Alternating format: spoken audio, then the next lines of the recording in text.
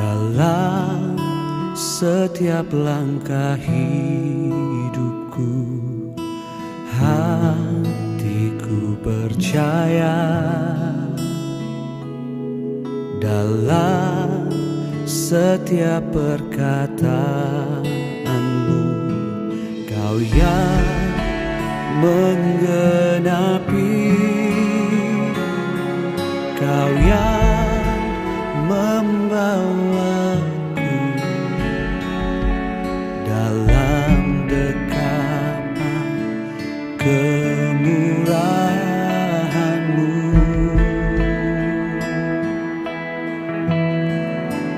Tuhan selalu setia dalam hidupku selama-lamanya. Sepasti fajar merekati setiap pagi. Tuhan selalu pasti dalam hidupku selama-lamanya. Sepasti hujan turun memberkati.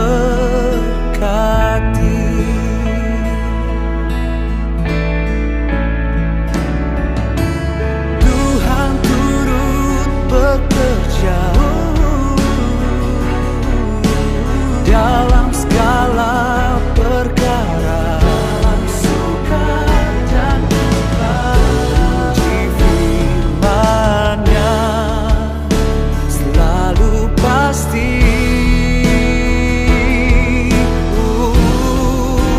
Tuhan selalu setia dalam hidup selama-lamanya. Sepasti fajar merekati setiap pagi. Tuhan selalu pasti dalam hidupku selama-lamanya. Sepasti hujan turun memberkati.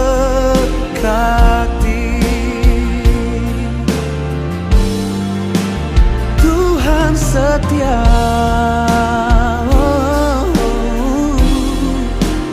dalam hidupku. Dia sepasti fajar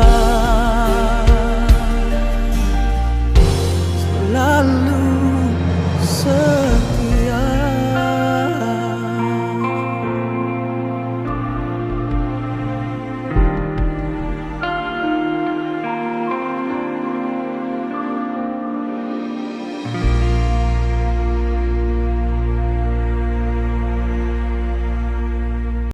Nah, sekarang yang harus diperhatikan adalah isinya harus benar. Nah, isinya benar itu harus stage-nya harus benar. Nah, kalau yang di mimbar ini benar, pasti dalamnya benar. Itu berarti mengkritik buat diri saya secara pribadi. Alkitab itu dibagi dalam 3 kategori, Bapak Ibu Saudara. Kejadian sampai Wahyu itu dibagi dalam 3 kategori. Yang pertama adalah praktikal, yang kedua adalah experiential spiritual, yang ketiga adalah filosofis teologis. Kenapa saya katakan demikian? Karena 3 kategori itu akan menentukan sikap saudara dan rohani saudara hari ini. Nah, lihat baik-baik. Alkitab itu dari Kejadian sampai Wahyu itu ada nilai praktikal. Nah, nilai praktikal itu apa? Kalau saudara baca firman Tuhan, dan ketika saudara baca firman itu, saudara tidak perlu belajar sekolah teologi karena kamu sudah mengerti. Contoh, baca Amsal, nggak perlu sekolah teologi. Amsal bilang apa? Lebih baik orang yang miskin tapi kelakuannya bersih daripada orang yang kaya hidupnya berliku-liku. Itu nggak usah belajar teologi, kita udah tahu. Ada orang yang menghemat dengan luar biasa justru hidupnya berkekurangan, tapi ada orang menebarkan hartanya tapi hidupnya berkecukupan. Itu nggak usah belajar teologi, saudara pasti tahu. Itu yang disebut dengan praktikal. Kalimat bilang begitu. Lebih baik tinggal di suatu rumah daripada tinggal dengan perempuan yang suka bertengkar. Itu pasti benar. Yang ngomong Amsal bukan saya. Maaf ya Bu ya. Yang ngomong Amsal. Dan Amsal tulis itu kurang lebih 3 ayat. Katanya sama, komanya sama, titiknya sama. Bahkan Amsal mengeluarkan satu kata lagi, dia bilang apa? Lebih baik tinggal di padang gurun daripada tinggal dengan seorang perempuan yang suka bertengkar. Itu yang ngomong Amsal. Nah ini baik sekali ya Bapak Ibu Saudara. Kalau kamu mau lihat yang malas, kata dia bilang begitu. Lihat semut itu katanya. Semut itu menyediakan makanan pada waktu musim panas. Belalang itu tidak perlu ada pemimpin tapi berbaris dengan tertib. Cicak itu ditangkap oleh tangan manusia tapi selalu ada di istana-istana. Itu tidak perlu sekolah teologi tapi mengerti. Hati yang gembira adalah obat yang semangat yang patah mengeringkan apa? Ayat yang lain berkata apa? Kalau orang hatinya gembira, mukanya pasti berseri-seri. Tapi kalau kepedihan hatinya, pasti hidupnya tidak bersemangat. It's so simple, nggak usah belajar teologi. Kalau hidupnya nggak semangat, hatinya nggak gembira. Tapi kalau hatinya gembira, mukanya berseri-seri.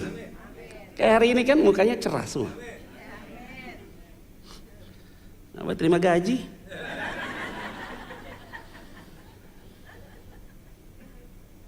Nah, itu Alkitab ngajarin. Permulaan takut akan Tuhan adalah permulaan akan hikmat. Itu yang ngomong bukan saya. Itu nggak usah dibelajari di sekolah teologi. It's a practical. Maka orang banyak khotbah yang praktikal karena kenapa? Dia tidak berani masuk dalam ranah teologias. Nah masalah yang praktikal begini, sekali lagi ramai Pak Roy. Maka diundanglah mimbar itu bukan seorang preacher tapi seorang motivator. Yo gila hari-hari ini. Parah gereja kalau hari-hari ini, kecuali CK7 beda. Karena gue diundang. Saudara boleh buka rekam jejak saya dari awal saya pelayanan, kurang lebih udah 8 tahun saya dengan CK7 Bapak Ibu Saudara, dari zamannya di Beleza. Di tempat Tumble Touch tuh Pak Roy. Yang jemaat 15 orang, 20 orang, kalau ibadah bingung antara lampu nyala atau tidak nyala itu dia. Saya ini orang dalam melayani Tuhan yang ikuti proses. Saya ini nggak langsung loncat ke intercon ke PRJ, enggak. Saya nggak begitu. Saya tuh mulai dari CK7 itu dari pos PI Pak. Beleza, masih ingat Pak Robert Sinlay. Zamannya Robert Sinlay, masih ingat sekali saya. 2 tahun gue betah di situ loh. Diundang segala macam taruh di situ. Lompat naik kelas kemana? Lao Tzu. Ketemu sama Bapak Batu Tarigan. Bayangin, itu khotbahnya lebih unik lagi jemaatnya. Pada angkat kaki, pegang kuping semua begitu. Hidung. Kita khotbah begini, begitu. Antara ngiler nggak ngiler beda tipis loh jemaat itu. Saya bilang sama Pak Batu hebat ya bisa bertahan karena Tuhan. Cie. Ada saya di situ. Baru masuk KTM Pak, interkon. Dari KTM baru masuk interkon, ibadah raya baru Pak Dr. Yanto WA saya, baru masuk PRJ. Udah nggak pernah keluar lagi dari PRJ. Tapi setelah 3 tahun apa 4 tahun. Bapak Ibu Saudara coba lihat rekam apa yang saya khotbahkan selama saya ada di CK7. Saya nggak mau bicara tentang praktikal Bapak Ibu Saudara, tapi saya bicara tentang fundamental, yaitu saudara dengan saya harus berdiri teguh dalam setiap keadaan. Yang kedua adalah Alkitab mencatat tentang experiential spiritual. Nah experiential spiritual ini Bapak Ibu Saudara baik sekali. Tidak perlu dibelajar sekolah teologi tapi kita bisa mengertinya. Contoh, Daud seorang raja lihat perempuan lagi mandi, tergiur dia. Itu experiential spiritual. Artinya apa? Seorang Daud aja bisa jatuh dalam dosa. Itu berarti tidak ada yang sempurna. Jangan bilang kita kuat loh. Saya pun bisa jatuh.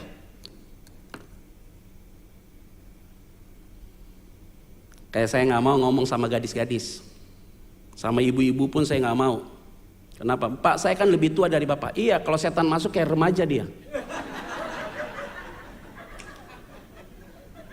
Jangan macam-macam deh. Saya bisa jatuh, Pak Roy bisa jatuh, Pak Anwar bisa jatuh. Siapapun kita bisa jatuh. Jangan merasa diri kuat. Pasti itu. Experiential spiritual. Siapa yang bisa jatuh? Abraham aja jatuh. Walaupun dia bapak orang beriman, ditarik sama Tuhan keluar, dibilang apa? Abraham, you looks ya, bintang itu di langit, pasir di lautan, seperti itulah nanti keturunanmu. Setelah Allah janji bahwa dia akan mendapatkan keturunan yang begitu luar biasa, unlimited, bukan limited. Karena bintang itu unlimited, tidak limited. Pasir itu bukan limited, tapi unlimited. Tiba-tiba Abraham masuk ke dalam rumah, Sarah ngomong apa? Ham. Beda ya, Babs. Handuk. Saya nggak tahu panggilan sayang dia sama Abraham apa, saya nggak tahu lah. Pokoknya dia manggil lah, contoh lah dengan bahasa yang sekarang nih, Abraham. Aku ini udah tua, aku ini tidak lagi mens, aku ini udah menopause. Mana mungkin aku punya keturunan? Padahal Abraham baru dengar janji dari Tuhan bahwa dia punya keturunan. Yang unlimited, bukan yang limited. Tiba-tiba Sarah ngomong apa? Tidurlah sama budak. Harusnya Abraham bilang, tidak, aku sudah pegang janji Tuhan. Tidak. Abraham bilang apa? Ayo. Jatuh nggak dia? Nggak akan mungkin kuat. Experiential spiritual. Kenapa Alkitab mencatat dengan bebas demikian? Supaya kita belajar bahwa kita ini bukan orang yang super.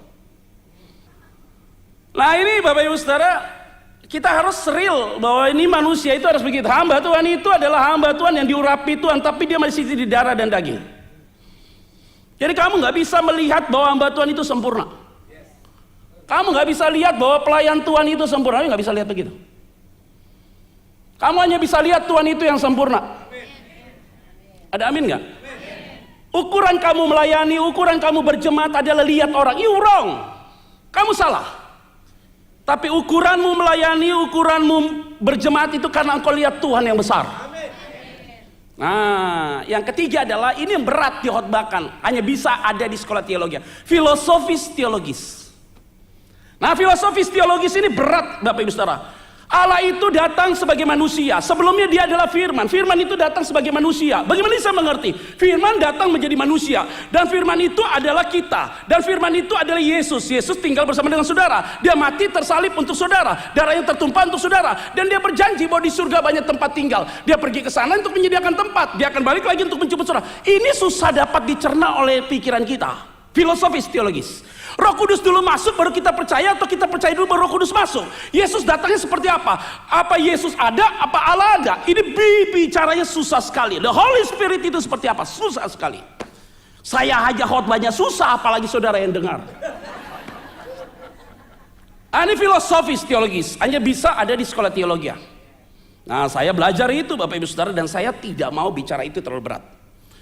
Maka bagaimana caranya kalau kita seorang preacher ada di sini sebagai teaching, dan teaching itu harus ada biblical.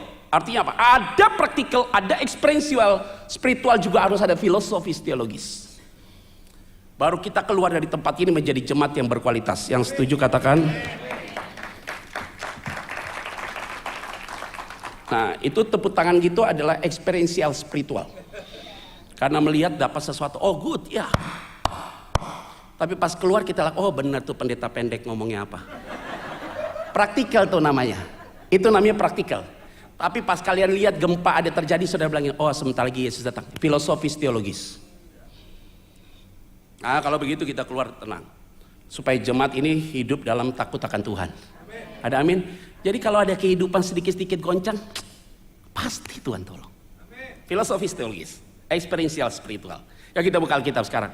Tentang Yesus mengutuk pohon ara. Tadi pendahuluan ya. Baru setelah operasi saya pakai kacamata Pak Roy. Ya saya yakin bukan karena operasi, karena faktor usia. Maka saya baca pakai kacamata. Tapi saya yakin bulan depan saya nggak pakai kacamata ini lagi Pak Roy. Mereknya beda. Kata orang-orang, Pak pakai kacamata makin kelihatan berwibawa. Saya Pak nggak suka pakai kacamata. Karena kenapa? Ada sesuatu ganjel di bagian muka ini paling gak enak. Makanya dikit-dikit lepas, dikit-dikit lepas. Kalau begini kayak lebih jelas. Lihat Pak Anwar kan Goliat. Gede banget Pak Anwar. Oh Tuhan Yesus tolong. Ajaib Pak. Kalau Bapak Punya istri kayak saya ngeri Pak ngeliatnya. Ayat 18 sih kita baca yuk. Lihat ya baik-baik ya. 18 kita akan baca. 1, 2, 3 ya. Pada pagi-pagi. Matius 21. Oh Tuhan Yesus, gue belum kasih tahu ya. Wah kecepetan nih gue nih. Matius 21 ayat 18 kita akan baca. Yesus mengutuk pohon ara ya. Kita akan baca yuk. Matius 21 ayat 18 kita akan baca. Sudah semuanya? Sudah semuanya? Ya, kita baca yuk. 1, 2, 3 ya. Pada pagi-pagi hari dalam perjalanannya kembali ke kota, Yesus, ini dia menarik nih. Yesus merasa apa? Harus taunya begini, Yesus datang ke dalam dunia bukan sebagai Tuhan. Kalau sebagai Tuhan dia nggak perlu lapar. Kalau dia datang sebagai Tuhan nggak perlu haus. Karena dia datang sebagai manusia, maka dia lapar. Nah, kenapa Yesus datang ke dalam dunia? 1, supaya apa yang saudara rasakan dia sudah terlebih dahulu rasakan. Yang kedua, supaya saudara tahu Allah itu siapa. Karena Allah yang kelihatan, yang tidak kelihatan itu bisa kelihatan lewat Yesus. Hebatnya apa? Yang membuat kita hebat. Dan kenapa kita bisa hebat? Karena kita punya Tuhan yang hebat. Kenapa demikian? Lihat baik-baik ya. Yesus apa? Yesus apa tadi kalimatnya? Tahu artinya apa? Dia kasih tahu, walaupun dia lapar, dia tidak pernah jatuh dalam dosa. Dia berpuasa 40 hari 40 malam diuji sama setan, jatuh nggak? Tahu artinya apa Pak, Bu? Kalau hari ini kita punya mantu beda iman dengan kita, tapi dia kaya raya, you cancel dia punya pernikahan. Cancel tuh pernikahan, tapi dia kaya Pak, cancel aja. Udah sewa gedung, nggak apa-apa. Beda agama ya, nggak usah nikah. Kita aja yang sama agama aja sama pelayanan ribet ya minta ampun nikah. Lu mau beda agama lagi. Kita yang nikah sama hamba Tuhan ajaib. Pakai hak lu ajaib. Ngeri. Jangan macam-macam. Nanti pasti dia berubah. Dia berubah dulu baru nikah. Kita nggak mati kok. Ada aja pertolongan Tuhan tuh. Alkitab bilang apa? Amsal. Orang benar itu nggak mungkin dibuat kelaparan. Anak cucu orang benar tidak mungkin duduk minta-minta roti. Ada amin nggak semua di sini? Nah semua yang hadir di tempat ini nggak usah takut lah. Alkitab bilang apa? Kalau kamu takut dengan apa yang kamu makan, lihat burung di udara. Itu Yesus tuh ngajarin kita. Apa? Kamu dibuat nilaimu lebih rendah daripada burung kalau kamu khawatir. Jadi kalau kamu takut dengan apa yang kamu makan, Yesus bilang lihat burung di udara. Itu kan merendahkan martabat kita sebagai manusia. Jadi ingat kalau kita lapar, ingat apa?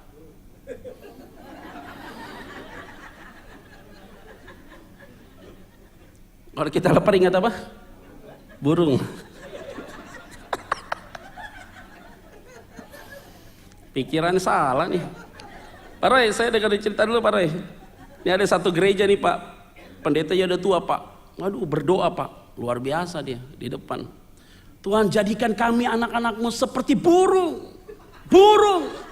Burung. Semua udah pada teriak WL di belakang. Raja Wali Pak. Burung. Raja Wali. Dia teriak. Garuda. Salah dia. Burung Garuda. Maka saya bilang, ini sederhana Pak. Kemarin kita ada acara ucapan syukur di rumah saya. Makan dong, pakai catering. Nasinya kelebihan. Nah, nasi kelebihan, pembantu saya bilang jangan dibuang Pak, sayang. Nasinya dibuang. Ada tempat tampan tuh kita punya tuh. Nasi yang nggak habis itu kita taruh di tampan. Kita keringin taruh di atas. Jadi rumah kita lantai 2. Di lantai 2 itu kan kelihatan ada bekas karpot itu Pak, tutup karpot itu ya. Jadi pembantu saya taruh di situ, nasinya itu yang dikeringkan. Mbak, kenapa nasinya taruh di situ kamu nggak buang? Biarin Pak, supaya ada burung datang makan. Hebat ya. Pembantu aja tahu. Kalau nasi nggak boleh dibuang, kasih burung makan. Apalagi Tuhan buat kita. Ada amin nggak? Siapa di sini yang kelaparan? Ada? Ikut gue makan di warteg di luar. Akan mungkin kita dilecehkan masalah makan lah aja. Kita itu masalahnya kenapa sih jatuh dalam dosa masalah makan? Terlalu ambisius. Ambisi boleh, yang nggak boleh ambisius. Kalau hidup nggak punya ambisi nggak bisa hidup kita.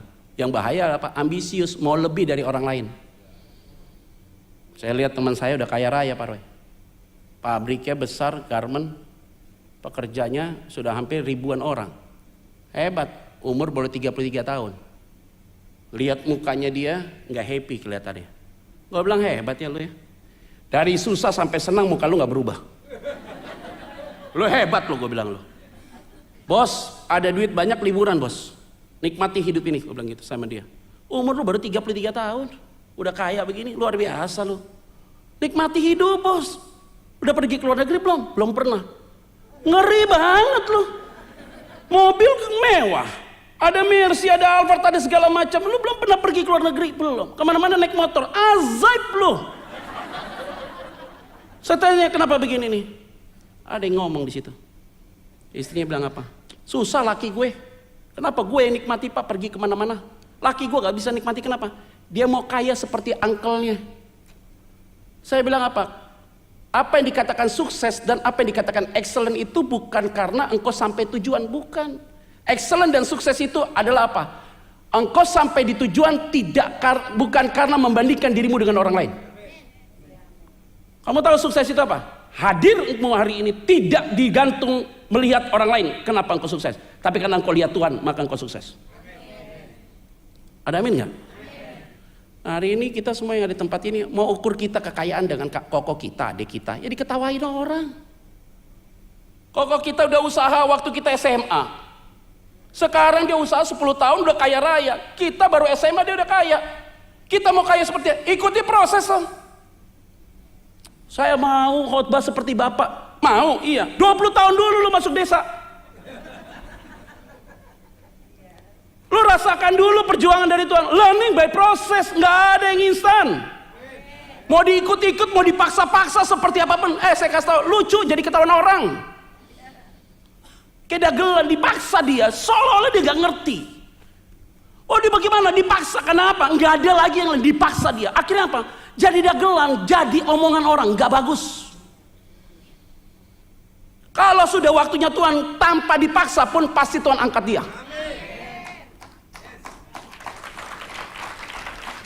Makanya saya bilang kan, saya masuk CK7 dari sana tuh, Belesa sama Lause. Pak Roy, saya hampir di semua gereja gitu Pak Roy. Betani itu Pak, Surabaya. Aku tuh masuk pertama kali di Yobel Pak. Di veteran, jemaatnya tuh 20 orang. Sampai Pak Aswin tuh ngomong sama saya, Pet kamu di Betani Surabaya ini udah 4 tahun ya? Iya. Kok kita baru ketemu ya 6 bulan ini? Ya baru lu tahu angkat gua ke sini. Saya tuh khotbah di veteran Yobel yang hadir 14 orang, 15. Aku khotbah, bukan masalah orangnya. Tapi kehadiran kita bisa jadi impact atau tidak? Kalau masalah waktu Tuhan udah deh, saya mau khotbah di gereja yang besar. Not good lah kamu punya pikiran begitu. Karena kenapa? Tidak akan pernah Tuhan itu izinkan kamu dengan cara yang pintas. Maka hari ini kalau kamu lapar, nikmati aja. Tapi saya baru nikah, bagus baru nikah, ngontrak dulu. Dulu kita kos-kosan juga sampai ngontrak. Loh kalau sekarang saya punya rumah ya wajar, udah 11 tahun nikah. Dulu kemana-mana naik bus, naik motor kemana-mana. Sekarang punya mobilnya wajar, bisa beli mobil buat istri wajar. Yang penting gua nggak nyuri. Ada amin nggak?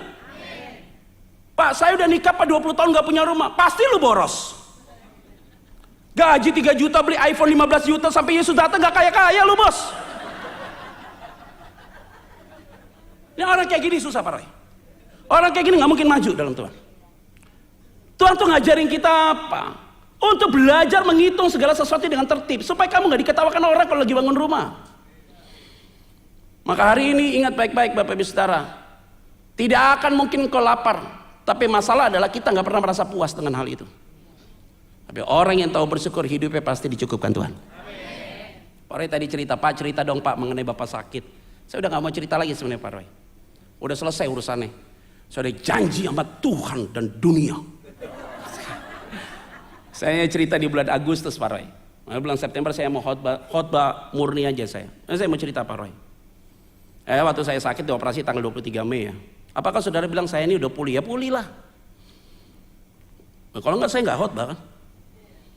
Tapi unik nih, ada cerita-cerita yang unik. Sebelum saya medical check up ke Singapura, Pak Roy, naik di atas pesawat, itu ada orang yang mau bayarkan kita untuk medical check up di Singapura, bukan kami yang mau pergi. Jadi bukan saya yang mau pergi medical check up di Singapura. Ada orang bawa saya untuk medical check up di Singapura. Dibelikan tiket, SQ waktu itu, saya sama istri saya, dikasih hotel, Mandarin Orchard. Terus kemudian harus medical check up di Mount E Novena. Enak banget fasilitasnya, udah mewah banget dong gua. Nah naik di atas SQ pesawat itu, pesawat belum take off, udah boarding nih. Saya ke belakang toilet, pesawat belum take off ya, toilet belakang. Ada seorang ibu keluar dari ekor, duduk di bagian belakang, tiba-tiba ngomong gini sama saya. Kamu pendeta Petra Vanggidai? Iya. Tuhan tuh bicara dalam telinga saya. Apa bu? Untuk kasih uang sama kamu. Dia kasih saya tuh sekian ribu dolar. Saya tuh nggak pernah khotbah di gereja dia hanya pernah dengar khotbah saya sekali dan setelah itu dia lihat dari YouTube. Saya duduk dong samping istri saya, mah tuh ibu dengar suara Tuhan dia kasih saya duit mah. Istri saya bilang apa? Hebat pak, itu berarti buat shopping.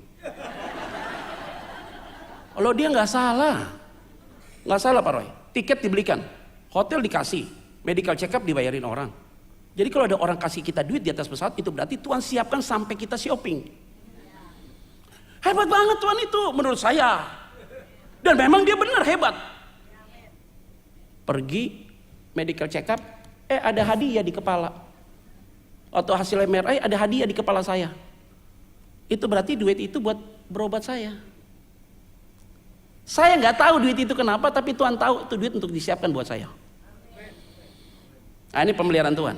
Pergi ke dokter yang mau operasi di Glen Eagle, dia tanya sama saya, Petra, pekerjaanmu apa? Hamba Tuhan. Part time apa full timer? Full timer. Saya kasih free ya biaya operasi. Akhirnya saya berpikir gini, kenapa saya harus pergi ke Singapura, medical check up di sana, ketahuan penyakit saya dan saya harus operasi di sana. Saya ini bukan luar negeri minded. Saya kalau sakit tuh datang ke Jakarta aja, di Jakarta banyak rumah sakit di Indonesia bagus-bagus. Kenapa saya harus pergi ke Singapura? Ada orang yang digerakkan hatinya untuk pergikan saya ke sana. Itu berarti Tuhan itu gerakan hati dia untuk ke sana supaya saya di take over dengan baik sama orang di sana. Ketemu dokter yang baik, rumah sakit yang baik, segala macam baik. Waktu operasi harusnya kena sampai 400 juta, saya hanya bayar 19.000, hampir 200 juta Pak. Tiba-tiba kami mau bayar, orang bilang apa? Istri saya naik ke atas nangis, dia bilang, kenapa you nangis mah? Tuhan itu baik Pak, kenapa? Kita udah siapkan uang sekian ribu dolar, kenapa? Sudah dibayar orang Pak, semuanya lunas. Bayangin. Kalau mau bilang begini nih, apakah Tuhan tidak izinkan saya sakit? Iya. Tapi Tuhan izinkan saya bisa berdiri di sini untuk apa? Untuk cerita kepada jemaat di Pluit.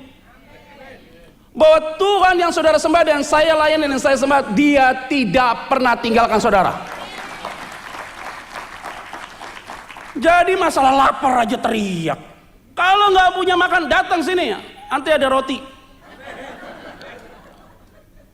Kalau nggak ada juga ya ke rumah gue tuh masih ada nasi yang ditampan tuh Pak. Simba masih taruh di atas itu. Rebutan aja batu burung. Kalau Tuhan kita tuh baik Bapak Ibu Saudara sekalian. Ada amin nggak? Loh saya cerita lagi nih, 2,5 bulan saya nggak melayani Tuhan Pak Roy. Saya pernah khotbah di mimbar ini. Kita makan bukan karena saya khotbah dapat PK loh. Itu beda. Khotbah dapat PK itu impact. Tapi bukan khotbah tujuannya itu dapat PK, you wrong. Kayak kita melayani ini ujungnya dapat PK, salah saya. Sudah pasti kita kerja hari ini. Kalau saya pernah khotbah orang nggak kasih kita PK kok. Sampai lupa 2 bulan berpas, saya lupa Pak, nggak apa-apa. Saya mau transfer Pak, ntar aja waktu saya datang aja. Kenapa? Supaya rapel. Kalau saya pikir serius nih, 2,5 bulan saya nggak melayani Tuhan. Loh kalau saya pikir dari khotbah saya baru bisa dapat berkat, itu berarti 2,5 bulan saya makan dari mana?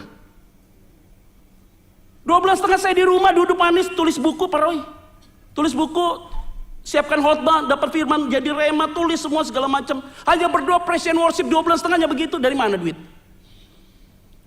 Masih bengkak-bengkak begini saya pergi ke rumah sakit Tebet, lagi duduk di situ, tiba-tiba ada datang satu ibu, "You Petra ya? Kamu Petra ya?" "Iya." Dia ambil dari tas, tiba-tiba dibilang gini, "Nih buat uang jajan." Oke. Saya foto, uang itu saya kirim istriku. 3 gepok, uang 100 ribuan. 30 juta. Dan saya hitung berkat saya selama 2,5 bulan Bapak Ibu Saudara di iPhone saya nih. Berkat yang saya dapat tuh melebihi dari khotbah yang selama ini saya khotbah waktu saya sehat. Artinya apa? Tuhan lagi ngajarin kita. Ya nggak usah takut tentang pemeliharaan aku. Tetap aja Tuhan selalu tahu yang terbaik buat saudara dan saya. Nah setelah saya melayani Tuhan lagi, udah nggak pernah lagi dapat yang kayak gitu-gitu. You make sense gak? Make sense. Itu Tuhan kita. Kalau kamu bisa do something, tapi kamu harusnya bisa lakukan, tapi kamu nothing to do, itu yang Tuhan marah. Tapi waktu masa recovery, Tuhan tolong. Saya bisa ke Belanda kan Pak Roy? Belanda siapa yang ngatur? Tiket dibayarin orang. Semua bisa jalan-jalan, bawa istri kemana-mana, ke Paris, ke Jerman, Belgia, siapa yang ngatur? Tuhan yang ngatur semua. Baru turun dari pesawat sampai di Indonesia, 1 minggu orang telepon saya, Pet, you sahabat gue tahu lu sakit. Orang Buddha Pak. Udah terima Yesus. Gue baru beli villa di Nusa Dua. Kenapa? Villa ini baru Pet. Kenapa? Lu tinggal di sini 1 minggu, nggak ada yang ganggu. Gue siapin supir semua. Oh gue terbang. Saya bawa istri sama anak-anak. Anak-anak sampai bilang ini, Papi, you enak banget jadi pendeta ya. Kak, nanti gue cerita kalau lu udah gede.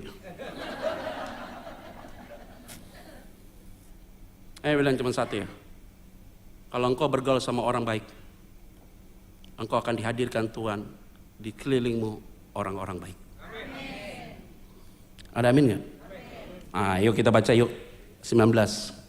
Kalau nggak selesai saya lanjutkan ke ibadah kedua. Kalau saudara mau nunggu ya udah di sini aja, nggak usah pulang-pulang. Ayat 19 yuk kita akan baca yuk. 19. 1, 2, 3 ya. Dekat jalan ia melihat pohon ara lalu pergi ke situ, tetapi ia tidak mendapat apa-apa pada pohon itu selain daun-daun saja. Katanya kepada pohon itu, engkau tidak akan berbuah lagi selama-lamanya, dan seketika itu juga keringlah apa? Pokoknya lihat ya, ini kita semua lihat ya. Ini ada kesombongan, arogansi kalau kita bacanya salah. Jadi Yesus lewat, dia lihat ada pohon ara yang tidak berbuah. Tiba-tiba langsung dia bilang ini, kering loh. Nggak mungkin berbuah lagi. Sombong banget dia. Gara-gara dia lapar nggak ada itu buah, tiba-tiba dia main kutuk aja. Sombong nih kelihatannya. Kalau kita tafsirkannya salah. Maka saya bilang kalau kita pulang nih sampai di rumah, istri nggak siapin makanan, langsung meja diobrak-abrik. Sombong kamu. Tapi ayat itu nggak begitu Bapak Ibu Saudara. Ayat itu beda ceritanya. Perhatikan, saya butuh waktu 1 menit saja, serius. Pohon ara itu dalam 1 tahun itu 2 kali panen. Di bulan Juni menuju Juli itu panen pertama. Panen kedua di bulan Agustus. Caranya begini. Kalau di bulan Juni interval ke Juli, itu berarti di akhir Juni masuk ke awal Juli. Kalau buahnya sudah kelihatan pohon ara, maka panen yang kedua pasti buahnya lebih bagus. Tapi kalau panen pertama dia tidak menghasilkan, maka jangan harap ada panen kedua. Jadi apa artinya? Kalau engkau hari ini ditegur sama Tuhan dan kita mau dikoreksi, maka hidup kita akan semakin baik. Tapi kalau kita dikoreksi tapi kita tidak mau berbenah, maka kamu tidak akan berbuah lagi. Maka kamu akan ditebang. Lihat baik-baik ya. Udah tahu nih, paham nih. Nah, untuk bulan Juni, interval ke Juli, akhir Juni masuk ke awal Juli, lihat panen pertama itu kelihatan, maka tandanya ada di bulan April. Yaitu apa? Daunnya sudah mulai kelihatan lebar dan disertai dengan munculnya tunas. Nah, Yesus datang itu bukan di bulan April. Yesus datang itu ada di bulan Februari. Mana mungkin pohon ara itu muncul daun yang lebar di bulan Februari? Karena kalau dia muncul di bulan Februari, ini tidak lazim. Itu berarti kelihatannya orang ini rohani, bahasanya rohani, pakai seragamnya rohani, pakai jubahnya rohani. Tapi sebenarnya ini kamuflase. Ini orang kelihatannya domba tapi serigala. Maka dia bilang ini pohon ara tidak mungkin berbuah lagi. Karena kenapa? Ini nggak wajar. Ada daunnya, bukan di bulannya. Pasti dia tidak muncul. Nah, itu ada di dalam gereja. Artinya apa? Nggak penting bahasa rohani, nggak penting jubah rohani. Yang penting hidupmu bisa jadi berkat buat orang lain. Ada amin nggak? Maka tadi saya bilang apa? Ini mimbar harus benar. Ada amin nggak? Aku nggak boleh punya istri 2. Nggak boleh. Nggak boleh saya macam-macam. Maka saya bilang selalu di gereja. Dari kemarin saya udah teriak dari Surabaya. Jangan main-main dengan mimbar ini. Kalau serius-serius. Kalau saudara pikir begini, Pak, saya masih suka ke panti pijat. Kamu gak usah jadi pelayan Tuhan. Saya masih pacaran dengan cara yang tidak benar. Yuk nggak usah pelayanan. Pak, saya masih punya simpenan Pak. Buang tuh simpenannya. Saya udah kasih apartemen. Anggap aja persembahan kasih.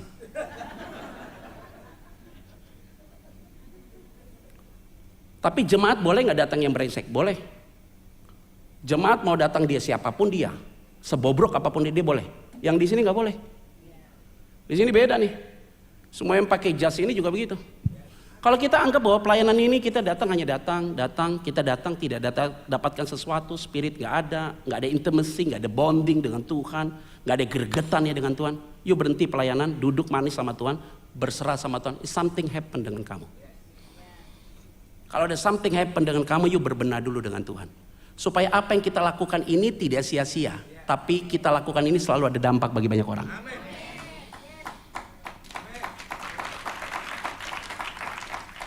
Ada amin gak? Kalau kamu tukang tipu, lepas jubahmu.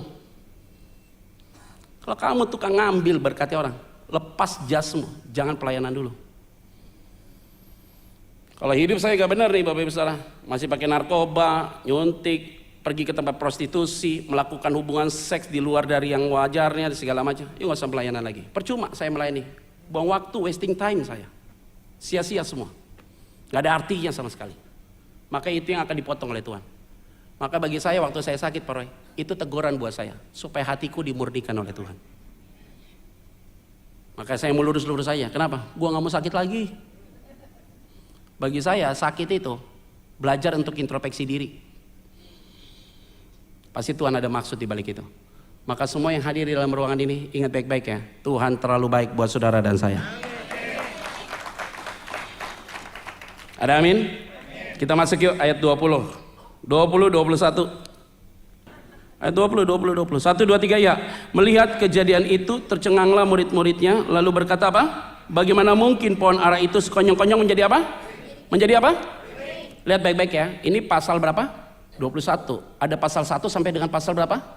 20. Artinya apa? Murid-muridnya udah biasa lihat Yesus lakukan mukjizat. Orang mati disembuhkan, orang masih bisa bangkit, orang sakit disembuhkan. Benar nggak? Kasih makan 5.000 orang, sisa 12 bakul, khotbah di bukit, kan semua ada di dalam Matius. Waktu lihat pohon ara itu sekonyong-konyong kering, dia ngomong, kok bisa ya keringnya? Dia lupa bahwa Yesus lakukan banyak perkara. Kok masalah pohon ara aja kamu repot? Apa artinya? Ingat baik-baik. Kalau ada masalah pergumulan di sini, lihatnya begini. Dia terlalu baik, tolong kamu di sana. Maka hari ini dia pasti akan tolong saudara. Maka yang waktu akan datang, dia juga pasti akan tolong saudara. Ada amin ya? Nah, baru kita masuk 21, 22. Udah selesai, ini pulang. Yuk kita baca yuk. 1, 2, 3 ya.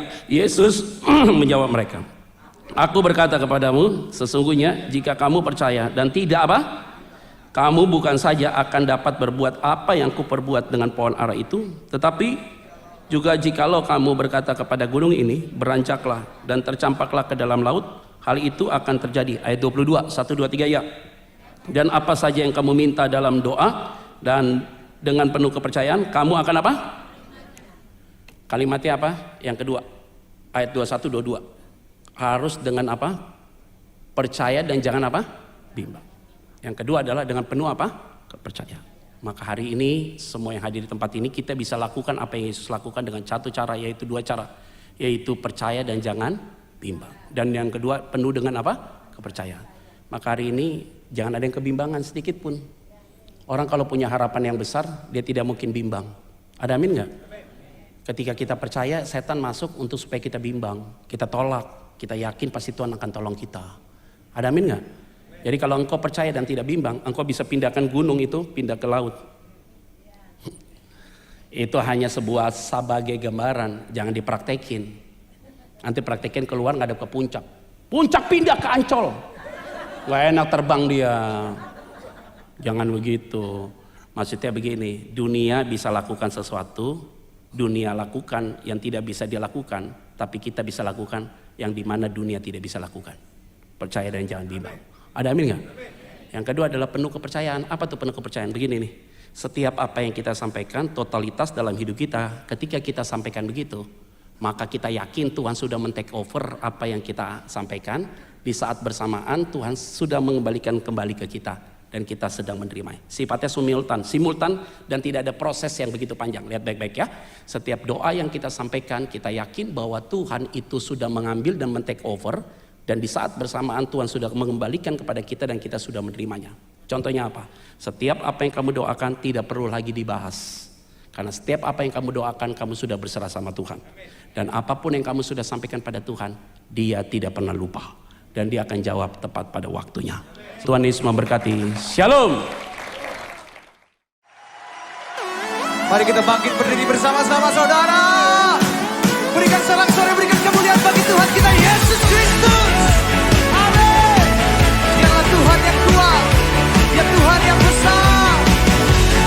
Biarlah perisai hidup kita saudara. Amin.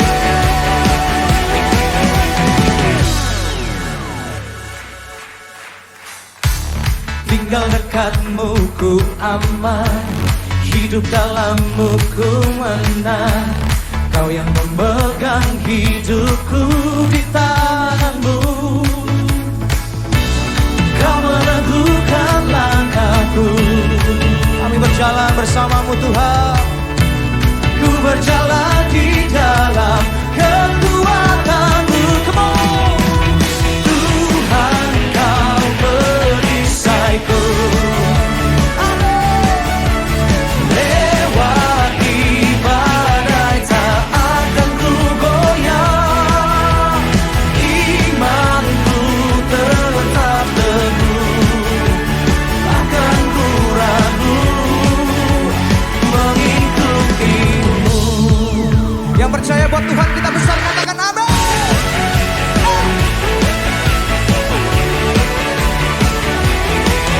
Sama-sama katakan.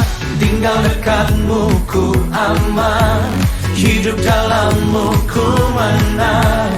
Kau yang memegang hidupku di tanganmu. Kau meneguhkan langkahku. Ku berjalan di dalam kekuatan. Tuhan Kau perisaiku. Amin. Lewati badai tak akan ku goyah. Katakan imanku tetap teguh, takkan ku ragu mengikutimu.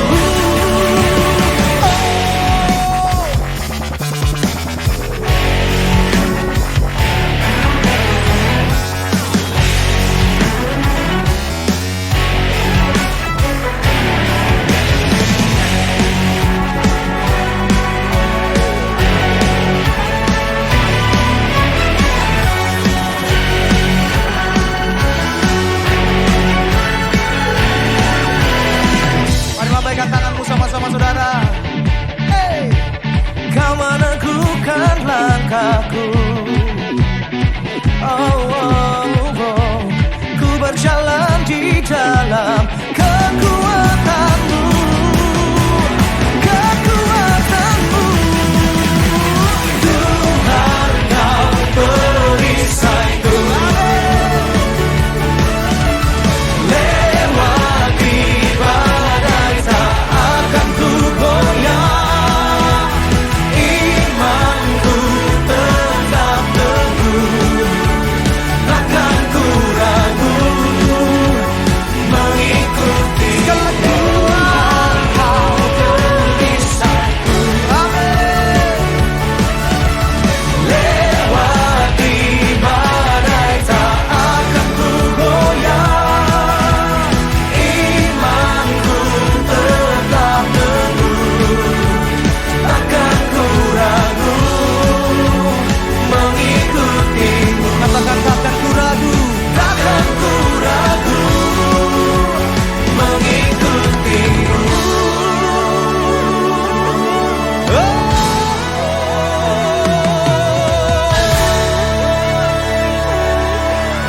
Sorak-sorai bagi Tuhan kita Yesus Kristus. Amin. Haleluya. Sekarang terima kasih karunia dan damai sejahtera Tuhan Yesus Kristus dan kasih Allah Bapa kita, serta persekutuan Roh Kudus menyertai setiap kita sekarang, seterusnya, dan selamanya. Amin. Saudara telah mengikuti ibadah online GBI Alpha Omega. Saudara yang diberkati melalui tayangan ibadah online diberi kesempatan untuk memberi persembahan. Bagi jemaat yang rindu menabur pekerjaan Tuhan di GBI Alpha Omega, dapat memberikan persembahan dan persepuluhan secara online melalui rekening BCA 014-323-7777 atas nama PT Graha Alpha Omega. Sertakan keterangan untuk persembahan atau perpuluhan. Mari memberi dengan penuh sukacita dan ucapan syukur. Untuk mendapatkan informasi terupdate mengenai ibadah online dan informasi lain seputar gereja, Anda dapat mengaksesnya melalui website GBI Alpha Omega. Jesus Christ bless you. Kaulah nafas hidupku.